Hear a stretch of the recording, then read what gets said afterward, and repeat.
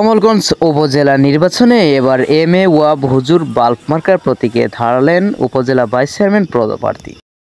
কমলগঞ্জ জেলা নির্বাচন vice chairman পদপ্রার্থী হাফেজ এম এ ওয়াবুল্লাহ হুজুর বাল্ব মার্কায় দাঁড়ালে এবার ছুটি বাঁধছে সকল হুজুররা এবং মাদ্রাসার ছাত্র সহ সবাই।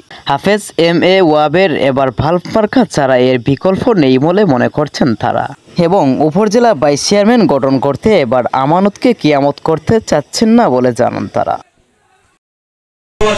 শান্তি, আন্তরিকতা, মিল মহব্বত সবকিছু আলিম থেকে আনেন। কিন্তু টেবিলের দই দিয়া ধরে 500 টাকা লইতে নাই লই মানি 500 টাকা টেবিলের দই দিয়া ধরে লইতে নাই।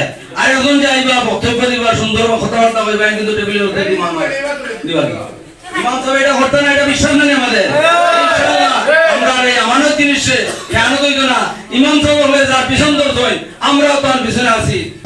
এর মধ্যে রাজনীতি, সমাজনীতি, বিচার, যদি সুবিচার, সুন্দর পরিবেশ, মিথ্যা কথা থেকে বাঁচিয়ে রাখা, মিশা থেকে মানুষের হেফাজতে রাখা, মানুষের দিনদার, ইমানদার, নামাজি ট্রেনিং করে তৈরি আনি হতে হবে না হলে মুখ করা আশা নিয়ে আপনাদের সম্মুখে ইনশাআল্লাহ আমরা আশাবাদী আমরা এই আমানত জিনিসটারে যেহেতু খেয়ানত না হয় এখন আলিমকে সব উপজেলা অর্থাৎ কমলগঞ্জ উপজেলার ভিতরে যত ইমাম সাহেব বলেন সব তার পিছন ধরে দিয়েছি।